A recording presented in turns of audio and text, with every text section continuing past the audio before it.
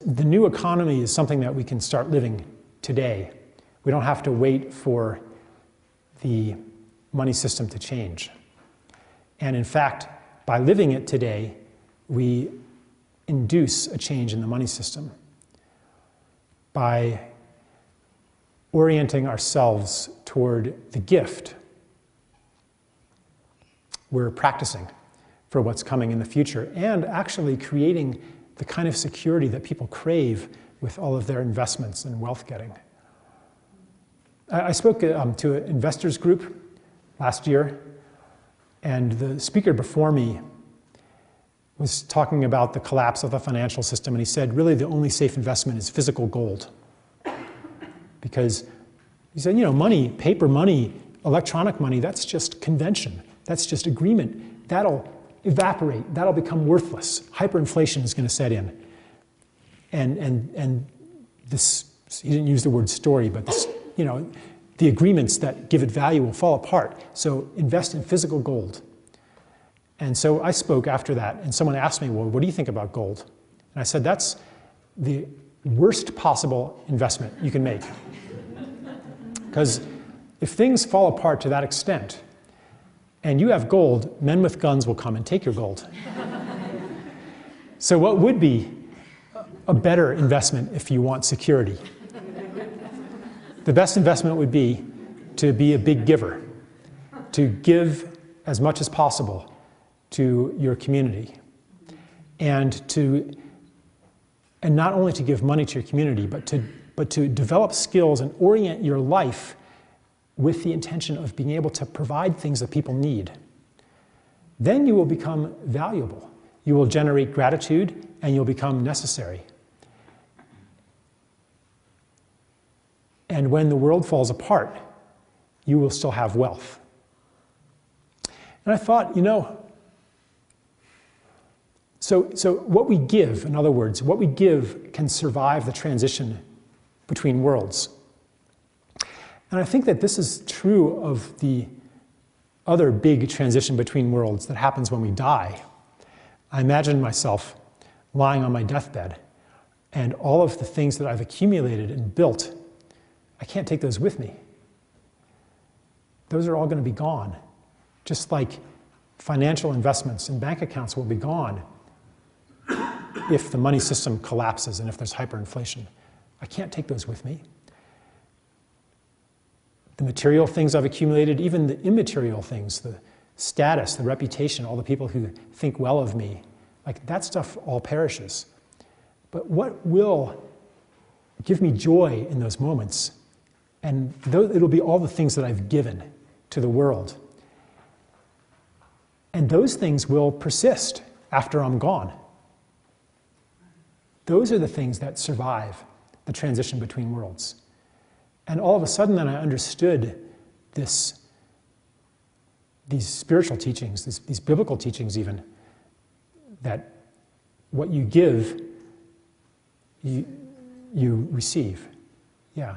And so there's this unity between giving and receiving that I talked about last night also, that to fully receive is an act of generosity, and to fully give is an act of self-care and self-nurture. And this is something that we can feel the truth of. So I think, well, there's more, but I think the biggest thing is to prepare and to enter the new state of human beingness, the connected self, living in co-creative partnership with Earth, desiring to give back, to give to other beings, and to live in the gift. I think that this is really the essence of sacred economics.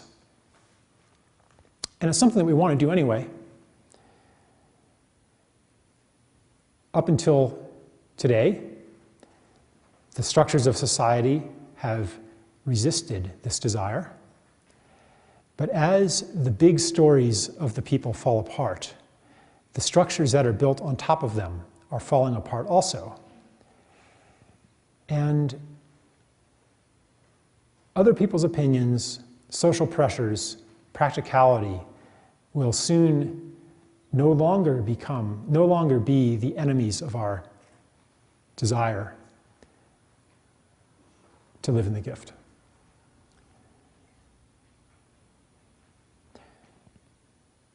We live in really special times.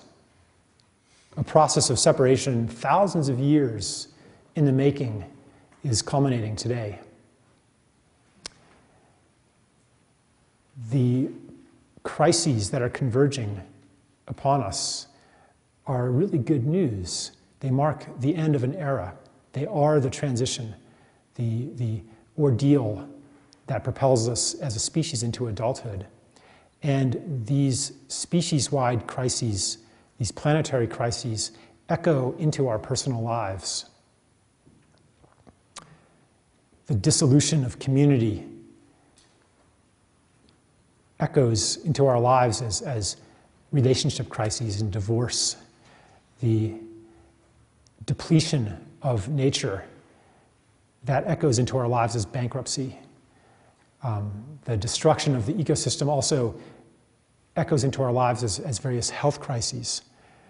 All of these things help us transition. These are our personal ordeals that transition us that into a connected state of being, or a close brush with death, which is also something human beings are now encountering as we see that the effects of our actions may make human life on Earth impossible. Because of climate change, maybe we could start a new ice age, or we could deplete the biosphere so much that we go extinct. So humanity's having a close brush with death right now. And we can see on a personal level what a close brush with death does. Either your own or someone you love dies, and all of a sudden, you're sitting by that dying person, and the truth of the self of inner beingness and the truth of the purpose is here. Your purpose here is to love, to give. Love is the feeling of the connected self. Because when you love somebody, they're not an other anymore. Like, the self-interest includes the family, even for pretty much everybody. We don't compete so much financially, in our families. When we talk about my interests, I include my children's interests. So love expands the self. And this truth, this is made very apparent when we face death, illness, or any of these other crises. It's very mundane knowledge. You learn what's important in life. You come back to the truth. That's what happens on the individual level. That's what's happening on the species level. And the two are related because the species-wide crises are causing lots of individual crises. So we're at a very special moment in human history, which is why there are 7 billion of us all gathered at the same time. Sometimes I think that every human being who has ever lived is now incarnated here for the big party, for the big transition. And one more thing. Every person has a unique and necessary role to play in this transition. That's why you're here.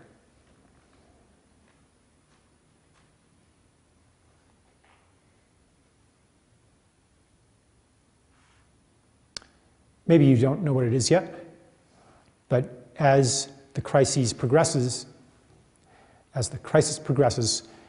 that and the needs grow, that gift will be called forth from you. So it's okay to wait for that to happen and to be secure in the knowledge that you're here for a reason.